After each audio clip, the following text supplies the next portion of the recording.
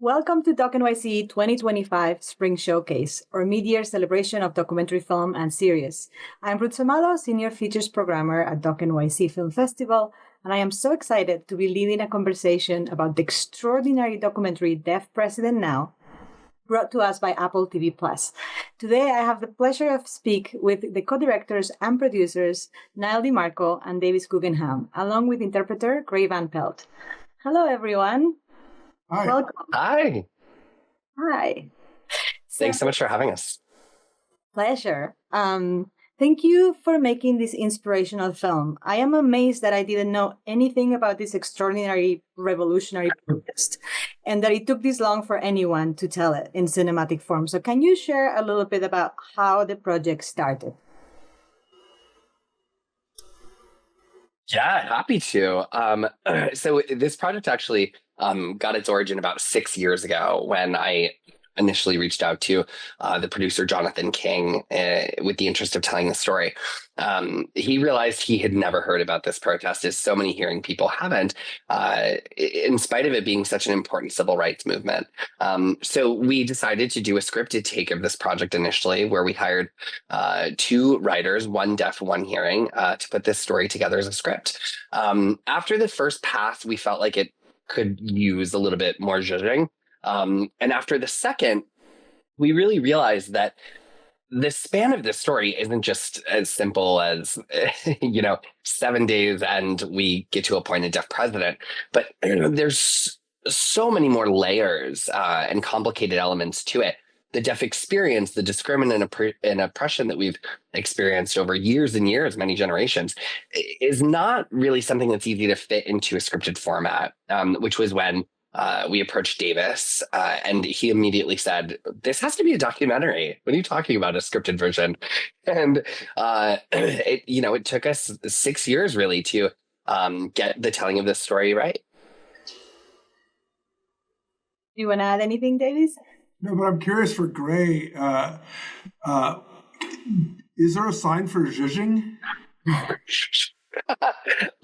What is it? Zhuzhing. I've never heard. There's no sign for it now. Oh, that's your interpretation? That's just my interpretation, yeah. Sorry. I had to figure it out. No, you're fine. So co-directing across deaf and hearing cultures is very rare in the industry. Can you tell us how your individual perspectives complemented one another, and how did you navigate the creative process together? Davis, I'm happy to add. When we first started talking about doing this in a doc format, our initial discussion surrounded the idea of following the DPN theme, right? At the protest, it was led by deaf folks. And in protest, they were trying to get a deaf leader. So I think that was really top of mind. We wanted to work together, to make sure that there were deaf and hearing partnerships both in front of and behind the camera, because there have just been too many times in Hollywood's history where deaf stories have been told inauthentically by hearing people. And I think we really wanted to break the mold that we have become so used to seeing. Yeah, it's interesting also in the history of this project, when we talked to the DPN4, we were in Gallaudet University last week, and they were approached right away from a big studio to make a movie out of it, and then another production company, a famous production company, and it was all hearing people, and it was all, and there were a lot of promises made, and then it never got made. And I think there's a lot of just deep misunderstanding of the world, and an inability to approach the world, and more vivid color from Nyle and other deaf filmmakers I talked to, saying the hearing world does not get their story right, and so we decided to team up together, and I think of my role more as a midwife. That Nyle, this is Nyle's baby. It was his idea. He insisted that after so many years, this story, which has been forgotten, not by deaf people, but by hearing people.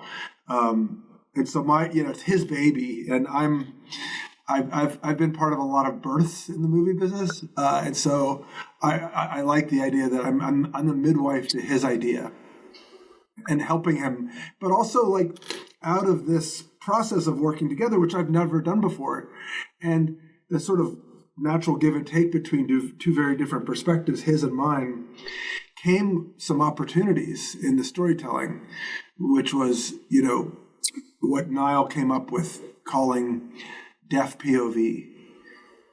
And that is when the movie shifts very radically from a deaf point of view to a hearing point of view and back. And I think that I've never seen that done before in a movie. And I think we're really proud of how that works and excited for people to see, to hear a story like this in a very different way from a deaf person's perspective. I absolutely love how you use the sound design in the film and like the rock and roll soundtrack edited, with like some of the most cathartic moments of jubilation to go into total silence to make us understand what I think you call visual noise, like seeing what others are hearing.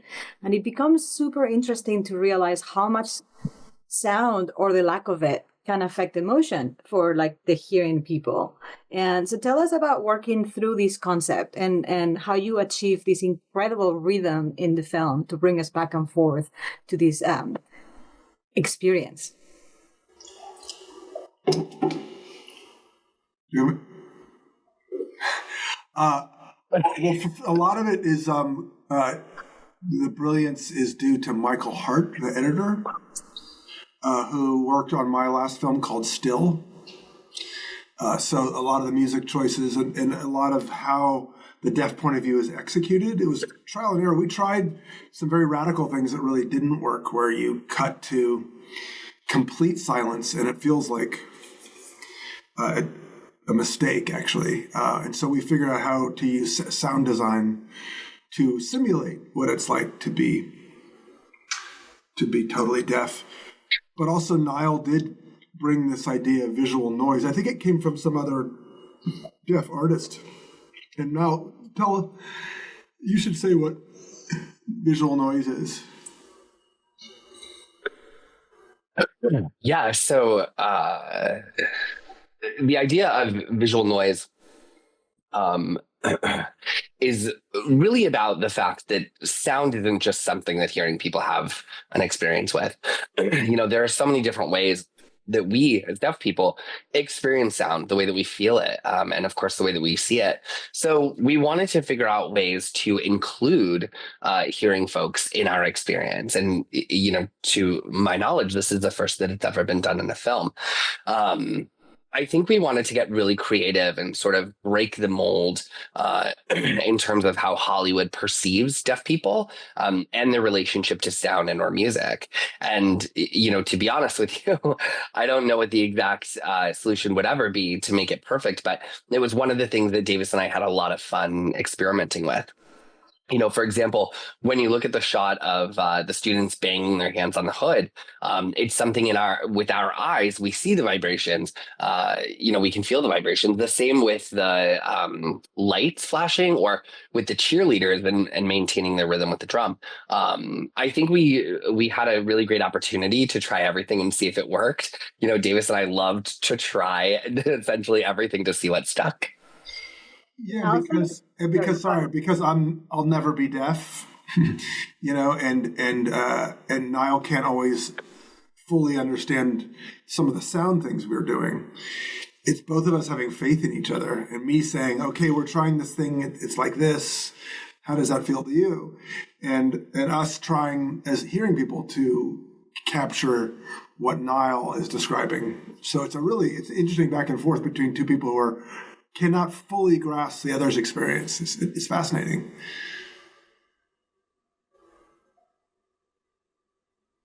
I also love how... Right. Sorry, were you saying something, Nyle?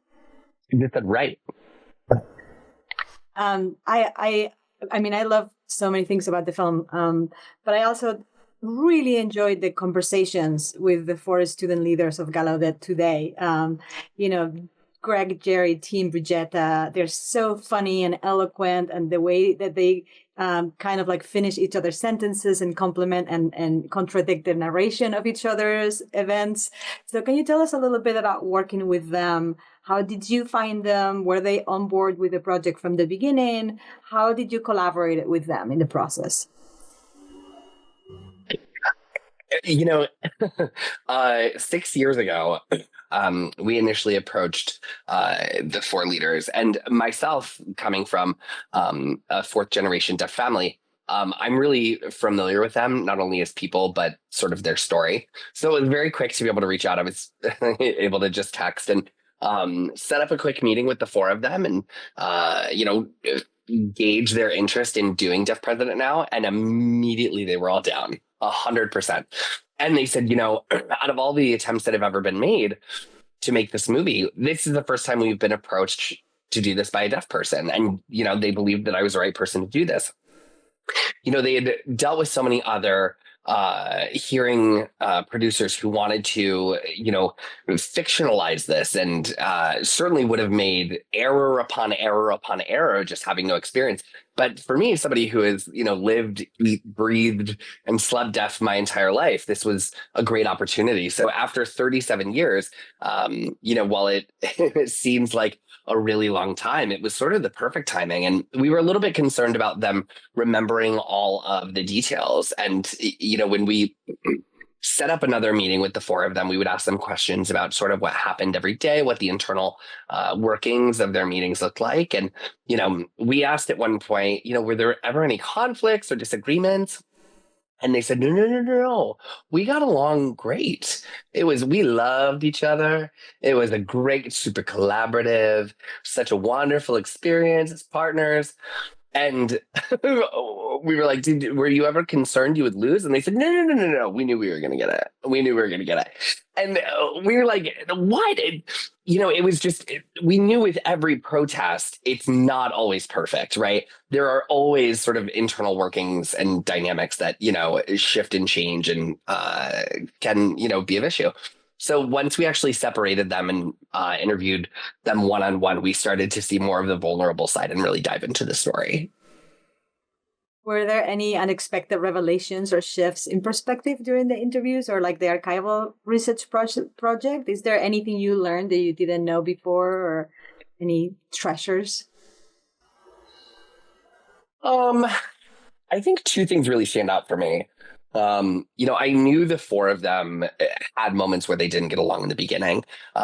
I don't think I realized that it was more Jerry versus Greg in terms of the dynamics. Jerry had been the one who had been really rallying and advocating for this way before the day of the protest. So we very much had a different understanding in terms of who was the leader and who wasn't. But I think that was part of what surprised me the most. I mean, this, there were so many essays written about this, and so many times that this has been talked about and shown in the deaf community. So that was kind of surprising. But the other thing is, growing up, I knew about this protest, of course, but the bigger story is really typically centered around whether or not Spillman said deaf people are not ready to function in a hearing world. And even with all the archive that we had, we weren't actually able to find evidence of that statement, whether or not we believed it was true at the time. But when we reached out to Gallaudet and asked them just how much footage they had, we were very lucky to find out that they had over 40 hours worth. So in watching all those clips, we were, we definitely kept an eye out for it. And even though we didn't have evidence of it, the clips of her, and her behavior and sort of her general tone and demeanor, as well as her comments, were so telling.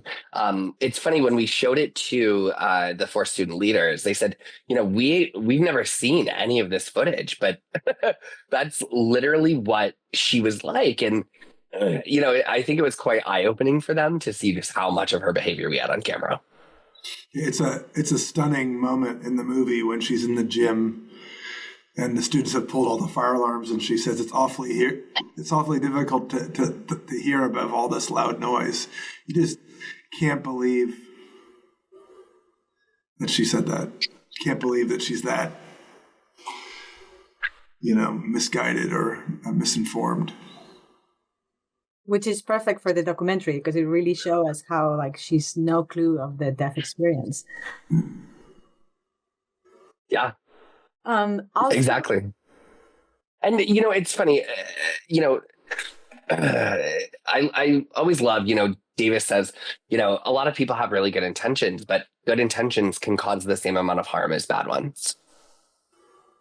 And I think you've managed to also make the film in such a way that is exciting every second. That it's mysterious. It's like a super action film.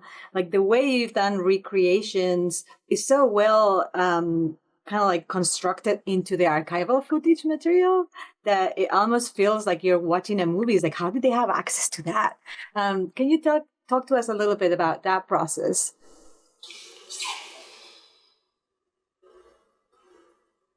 Yeah. I mean, again, I have to say, we had Michael Hart, who is so phenomenal and, truly a wizard of editing as well as just a brilliant creative. It's so nice because the first second that he was brought onto the project, he just got it. He just got it. And, he was just so down for the ride. It was really amazing. Obviously, we were able to garner all the archive, as I mentioned, over 40 hours, and we were able to put that together in around a 3-hour string out of just the archive. And once we had a chance to look through it, we were able to see areas where we might be able to play up a little bit of the deaf POV, as well as finding places where we should potentially place reenactments. So, I think with just that, we already weren't expecting how much story would come out of the 4 student leader interviews. I mean, it was incredible, and it just added so much more color to what we were able to play with. And it gave us a lot of fun challenges, I think, in trying to figure out exactly how those things might be sewn together into what a masterpiece Michael Hart was able to put together. I mean, he's really brilliant. Yeah, I'd also say that we chose, once we looked at the archive, and the archive was so strong, we asked ourselves, what if you just told the movie from the minute that box gets delivered to the campus and ends in the gym when they're hugging and they've won. And what it means is you're excluding all the build up to it, all the work that was done before and all the other characters. And what if it's just these 4 characters? And sometimes that kind of like sharp focus gives a story kind of an intensity. And it produced a lot of challenges because sometimes on our first cuts you were confused about what's going on. Why are they marching to the Mayflower, and who's Spillman? And you kind of have to fill in the gaps as you go. But it gave you this sense of things happening real time, which I think has almost like an episode of 24, the TV show. So that was kind of like an interesting way of attacking the story.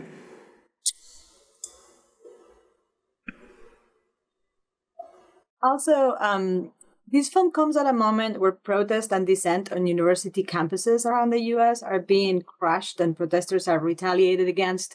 So this historic success in the film is really inspirational. It's like something we need right now. But in what ways do you see the legacy of this movement influencing to the activism, like both within and beyond the deaf community? And how is the film going to be able to support that?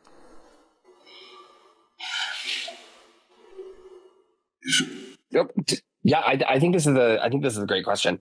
When we were trying to make this 6 years ago, I think it was when we were putting things together, I don't think it felt nearly as timely. But I also think that in watching this as we were building it out, we realized we've forgotten how to protest. I think as a people, we have so many times where our disagreements and our unwillingness to see eye to eye is really what breaks down the sort of power in numbers that is what Deaf President now was able to do. And I think this is a really great reminder that regardless of internal dynamics and whether or not we're all getting along perfectly, if we come together for collective action and if we can see past that, then we can work together in defeating sort of the larger problems. I think people are going to see this film and see a really great example of successful protest. Yeah, when we were working on this film, we'd be in the editing room during the day and then go home at night, and you'd watch the protests at these college campuses, and there's a real contrast between the tenor and tone of these protests. And I don't want to paint with a big brush, because it's not always true, but a lot of the tenor and tone of the protests currently are shouting and anger in a way which will never see the humanity in the other side. And a teacher who watched this film came up to me and said, "This is a blueprint for how it's done right." The way these students had a clarity of purpose. It's a point in the movie where they decide to have 4 demands, and those 4 demands are really show that clarity of purpose. And like Nyle said, I actually think that people could learn from this, because I do think we've forgotten how to do it. I think sometimes these protests are just an expression of hatred. I hate the other side. I'll never listen to them. And at the end of the movie, it's actually quite remarkable when Spillman and Zinser both acknowledge that they misread the situation. They misunderstood the symbolism of this choice of a president. And they actually they say, we owe a lot to these students who were brave and convinced us. So I just think that there is something we can learn, like we always do, from looking into our history.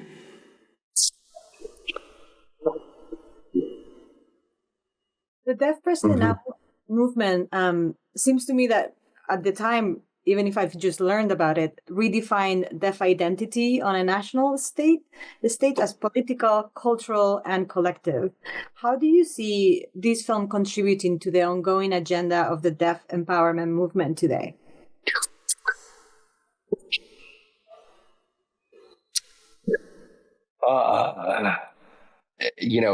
To be honest with you, so many deaf kids out there today don't know about Deaf President Now. This story has been over time really erased. It's funny, actually, when we went to South by Southwest, we went to Texas School for the Deaf, and brought 175 deaf kids with us to see this film. And there were kids, there who had never heard of this. And I said, do you guys think we won? Do you think we lost? And some of them were like, "Oh, no, we lost." I'm like, "Oh, interesting." So, we have this generation of deaf kids who don't know about it. And, this was almost 40 years ago, to be fair. But I also think, this really applies to any marginalized community. It's important for us to look back at the fights we fought and the wins as well, because they are what makes us who we are. I think now with deaf schools closing down all around the U.S., and deaf identity really being at risk, I hope that this film reignites their passion and their energy, as well as their pride, first and foremost. I think that would be the hope. Yeah, and I would say that all audiences, it's amazing we've now taken this movie around, and you should have seen these little kids in Austin, Texas, signing and asking questions. It was beautiful. But hearing people come up and say, "Boy, did I need this movie right now." There's a feeling of like, wow, collective action can work. And that's just such a universal message. So I'm hoping the movie has a powerful effect on both audiences, or every audience. And also, what do you think we, the hearing, should be doing to establish connections with the deaf community and support a more inclusive society? Because it's daunting to me. Like, why are we not learning, sign language in school so we can all communicate in the U.S. with the 11 million people in the deaf community, or why are we not doing things to really bridge this gap between the hearing community and the deaf community? Yeah. I mean, you pretty much said it, right? I think it, starts with people not knowing sign language and, just teaching the basics in a K through 12 setting. Or like, if you look at middle school through high school, we have to study English. Why not study a book written by a deaf person? And why not in history classes, including, the story of deaf president now within civil rights and those chapters? The deaf and disabled stories, especially the civil rights moments, oftentimes are left out. And I think that doesn't do anything to breed more empathy and more understanding and more support of a world that would be more inclusive towards us. I think that through actions like that, it's how we bridge the gap. But it does start early in school, I think. Yeah, we are. I imagine everyone who's watched the movie just now would agree that we're living through a time where people who are other or different from us are being maligned in the media and politically and by our president. And I just want to express my gratitude for Apple for greenlighting this movie. It's not an easy film to greenlight. It's not an easy film to market. But Apple's has this long tradition of accessibility in their products, even before they were in the entertainment business. They're in their computers, in their phones, and the fact that they made this film, I think this film can take that a long way. What you're just saying of bringing people together and bringing the hearing world to the deaf world and vice versa. It has for me. Well, I hope that we see many more projects from both of you and that we get to see you translate it for us, Gray. It's been a pleasure talking to you today, Nyle, Davies, Gray. Thank you, everybody at home, for watching. Thank you, Ruth. Yeah, thank you so much. And thanks to Doc NYC. It's one of my favorite groups, and I'm so thrilled to be part of your series.